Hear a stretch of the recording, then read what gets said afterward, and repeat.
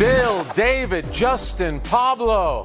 LeBron's having fun in Europe. He won the game, and then he won the popular vote among U.S. Olympic athletes. And how about John Harbaugh? He comes out swinging at Lamar Jackson's detractors while claiming that Lamar will be, get ready for this, the greatest quarterback ever as an all-time.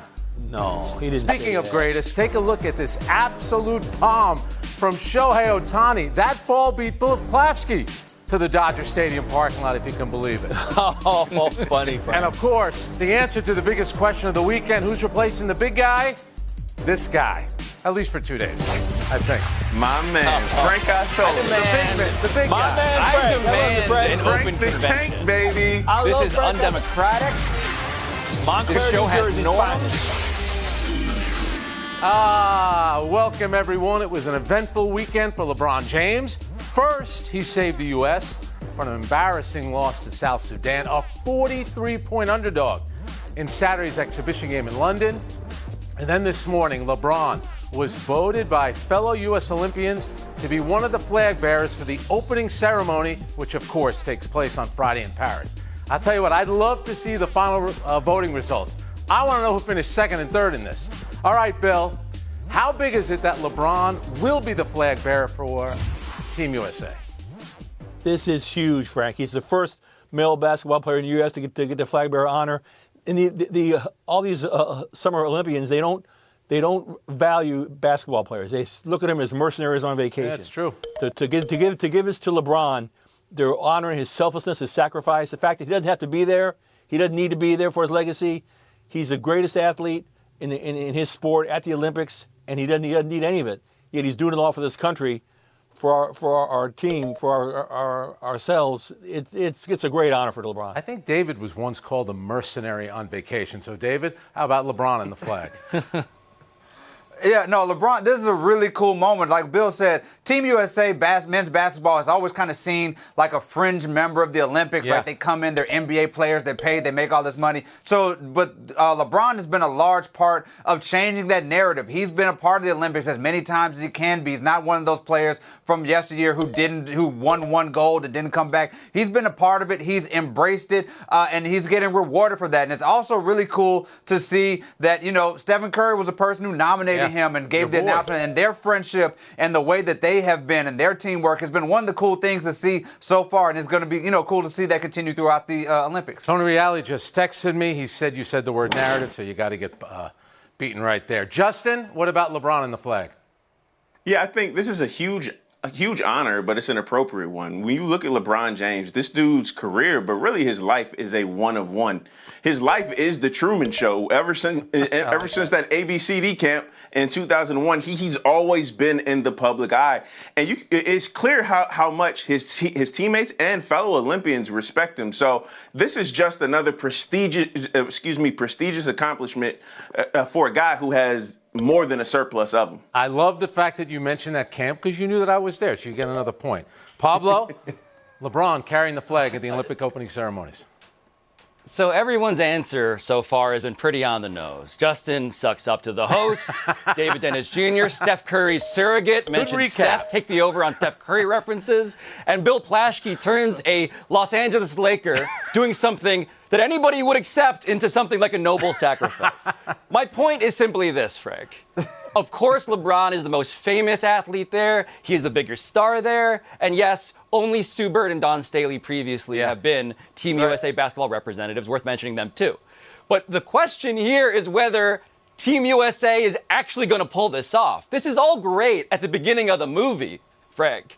But I believe we should also get to the point where, not to jump you as the host here, LeBron needed to save the team that is already being celebrated as if they've won the thing.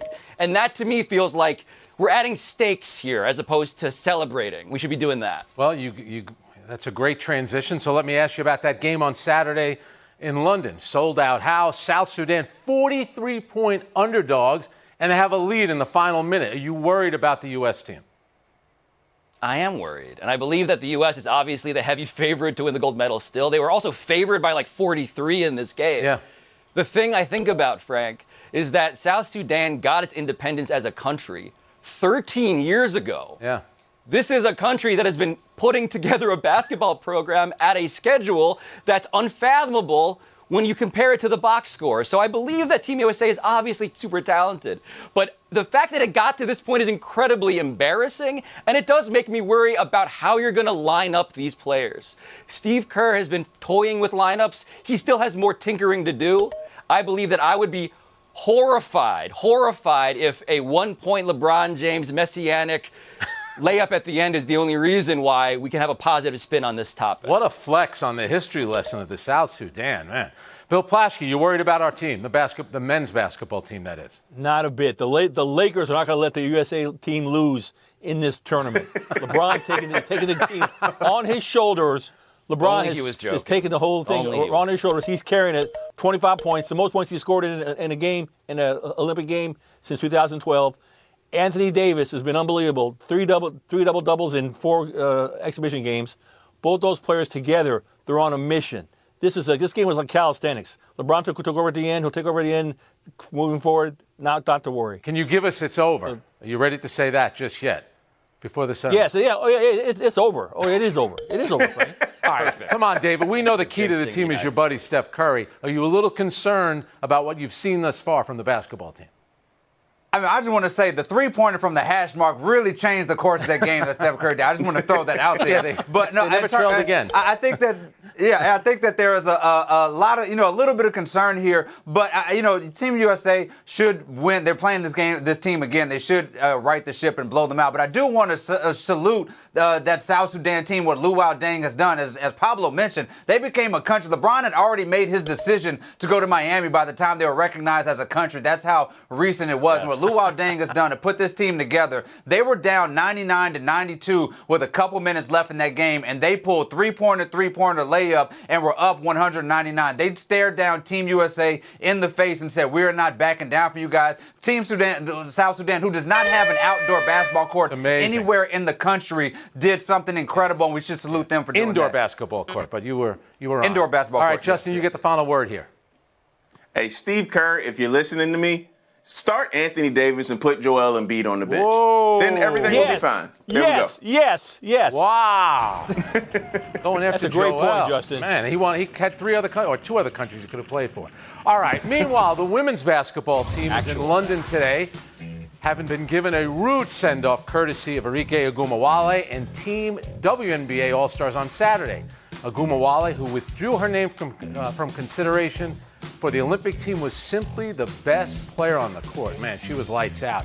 Caitlin Clark had 10 assists. Angel Reese, of course, recorded double-double. But the star at Footprint Center was Ogunbowale, who left a footprint on the head of the national team. She set a WNBA All-Star game record with 34 points, including 21 in the third quarter, to earn her second All-Star game MVP. All right, Dennis, what was your takeaway from Team WNBA's win over Team USA?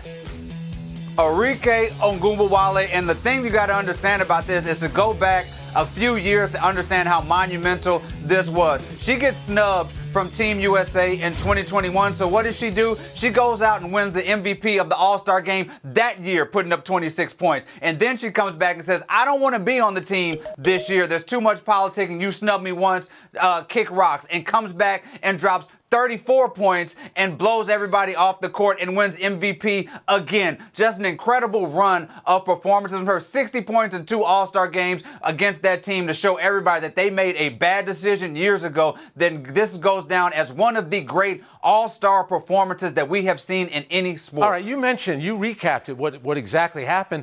But why did she withdraw her name from consideration? Why didn't she want to play? She's talking about politics, but it never transpired because you said you didn't want to play. Well, yeah, she says, I think she still probably has, a little upset from the way that she was snubbed the first time. And it's well within her right to say, "I don't want to be part of this whole process where y'all are going to do this to me." And so she proved it on the court that, yes, she does deserve to be on both of those teams no matter what. All right, Justin, what was your takeaway from the game on Saturday night? I mean, much like David and myself and Pablo, not making awful announcements, top 10 around the horn panelist list, Arike anyway? Obviously took that omission personally. Like, I look at that performance from Arike, especially that second half. I put that up there with like the 2001 NBA All-Star game in that fourth quarter, where you're just watching it like, wait a minute, is this an All-Star game? Because these people are taking this, they're taking it personally, and they're going at it. And Arike was like that. Caitlin Clark said after the game that win wasn't vindication for her not making Team USA. So a lot of Team WNBA really took that game, I think, more seriously than Team USA. But when we look forward, Team USA will be just fine. They lost in 2021 to Team WNBA, and then they won the gold medal, which I fully expect them to do. But Arike's been having moments like this on the national stage since she was at Notre Dame. Now it's on Team USA in 2028 to make sure she has these moments on the international stage. All right, Pablo, let me ask you this question. Are we sending our 12 best players if the team that's going to represent us at the Olympics is losing to a team of WNBA All-Stars? If you are doing the voting, the GMing of Team USA today, the roster is different. Yeah. It's absolutely different. The whole Caitlin Clark question seems even more controversial now because she's turned into a passer, Frank. We've seen her emphasize 19 assists in the regular season, 10 assists here. She's clearly realized that a bridge to the rest of the league has been her passing ability. You might want that. Now, as opposed to relitigating the Caitlin Clark question, I want to point out, Arike Ogunbowale also had 0 points at the half.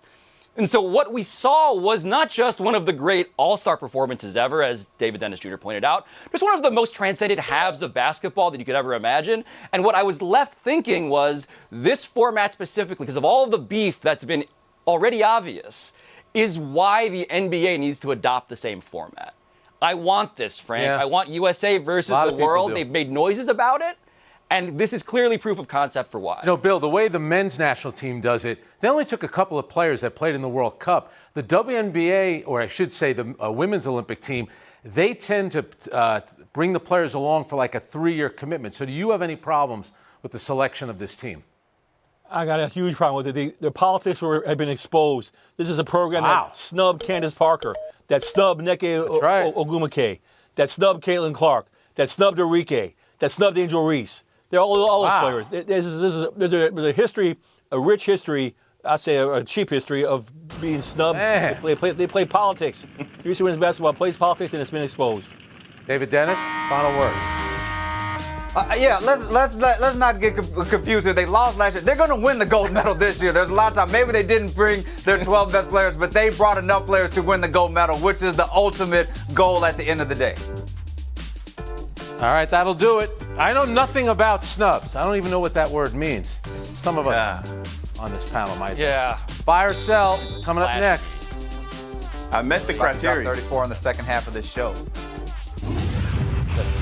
Sad honorable mention. Make it 4 for 4 for American golfers at the majors this year. We're much better at golf than we are at tennis.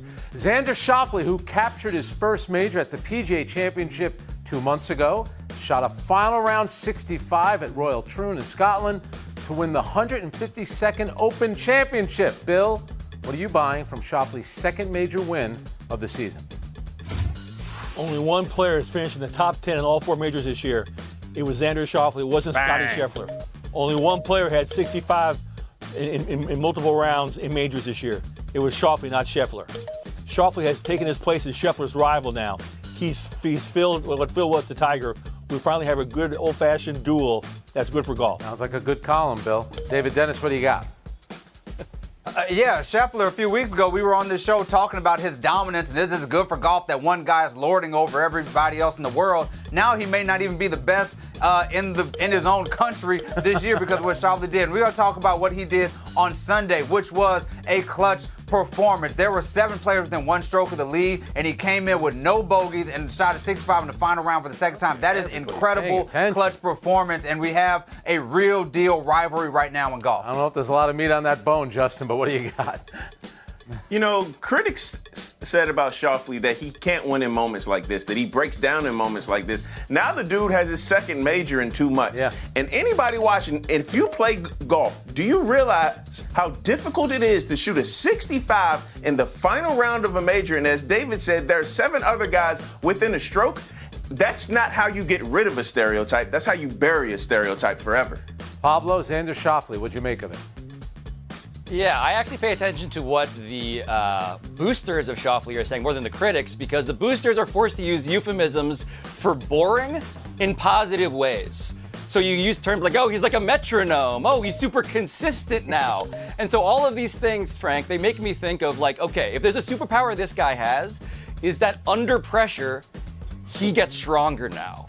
And so it's not going to give you a great dramatic highlight. We didn't get that on Sunday. But the fact is, it's horrifying to go up against a guy who doesn't seem like he's going to break because, yes, he's like a metronome at the end of these So minutes. if they call me boring, I could use it in a positive way. All right, that's an interesting one. All right, the Baltimore Ravens open training camp Sunday, and John Harbaugh wasted no time setting a high bar for Lamar Jackson. Take a listen. There's a lot of great things said about Lamar, but there's a lot of stuff that's said that you got to just scratch your head about and kind of wonder, what's that person even thinking, you know? So, but we take it personally. All his life, Lamar Jackson has been a guy who's been answering those same questions. I'm talking about since he was a kid, junior high, high school, college, the draft, the success he's had in the National Football League, and it still comes up. The vision that we have together is that Lamar Jackson is going to become and be known and be recognized as the greatest quarterback ever to play in the history of the National Football League. Greatest ever history.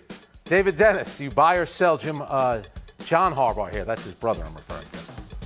I'm buying this as very relatable as somebody who on this show sometimes gets started and goes on a tangent and then does not know when to stop, and I say something that's kind of outrageous. I get it. I get where his heart was. He was trying to defend his guy. He's gotten a lot of criticism about his playoff performance, but he still has got 2 MVPs, one of the best quarterbacks in the league, and he did not know when to stop because saying that he's going to be the best quarterback ever when I don't see him surpassing the other best quarterback in the league anytime in his career seems like a bridge too far, but I get where he was trying to go. All right, Justin, Dan Marino's been to a Super Bowl, didn't win one. He's recognized among the greatest of all time. Don't you have to at least get to one first? Okay, yes, but look, I'm going to buy this because we all want somebody to love us the way that Harbaugh loves his quarterback and Lamar Jackson. Got his back. Did he have a little bit too much dip on his chip with the greatest quarterback of all time? Sure, but I'll let that slide. And I love that because that team, that fan base and that city love Lamar Jackson. I have no problem with that praise or even that egregious praise and greatest of all time. Now, the only issue is when they get to January, quotes like this will resurface and put even more pressure on you. Pablo? Yeah, that's the problem with writing a check like this, Frank, is that the guy, Lamar Jackson, is amazing, of course, but he's the only 2-time MVP to never reach a Super Bowl. He has as many playoff wins, actually, as he does MVPs. He has a 2-4 record in the postseason, and that's always been a problem. But what John Harbaugh has done from the very beginning here is manage Lamar Jackson like he would be an all-time great. Remember how he handled him as a rookie. He was a disaster in that playoff loss, but he's always stuck behind him. It seems like he knows how to emotionally manage Lamar Jackson. It feels like the audience for this was actually Lamar more than anybody else. Oh, wait, your friend Mina Kimes just texted me, said quarterback 1-loss record doesn't count. Sorry about that, Pablo. Oh. Bill Plaschke, what did you make of what John Harbaugh said? Tom Brady never needed Bill Belichick to defend him. Patrick Mahomes never needed Andy Reid to defend him. This is a bad look. This is a look that like you've gotten, your criticism has gotten inside Lamar Jackson's head. Just be quiet, move on, and just win. Just get to a Super Bowl. Win a Super Bowl. Be a champion. You know what? Quit talking about it. You know what? Sounds like another column. Excellent work. Pablo? Thanks, Frankie. Oh, it's positive Frankie. that you lost. Justin, next week. There they are. Come on, Frank. All right, East Coast, baby. West Coast. Well, Southeast, something like that. Showdown coming up. I'm ready. I get texts in my ear, too. Bill and David, welcome to Showdown. Speaking of maybe the greatest quarterback of all time, Patrick Mahomes has already put the league on notice on the Chiefs' first full squad practice with this pass to his newest weapon, Xavier Worthy. Look at that. This almost doesn't seem fair. How excited should Chiefs fans be about one play on the first day of training camp, Bill? Incredibly excited. This is Tyreek Hill all over again. How does Xavier Worthy fall to 28th in the draft? How do 27 other teams pass on him? Unbelievable. Yeah, the Patrick Mahomes thing is incredible. Rolling left, 60-yard pass, but what's most incredible is these hands. It was not dropped. The Chiefs dropped more passes than anybody last year, and you have somebody who can catch the ball. That is incredible. How lucky are you to be a receiver, a running back, or a tight end? You get to play with Patrick Mahomes. Let's share the point. All right, baseball now. It's back, and they're flying out of ballparks at a dizzying rate. Jorge Soler hit the longest home run of the season. That's a Coors Field-aided 478-foot missile.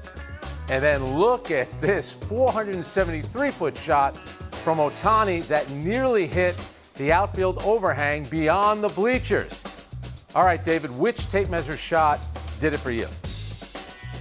It is about Shohei Ohtani and the Dodgers. Bill, I know you don't know a lot about him and this team. Let me educate you. This was a massive hit. Anytime you have to go out somewhere nearby the parking lot to get the ball, that is going to win every time.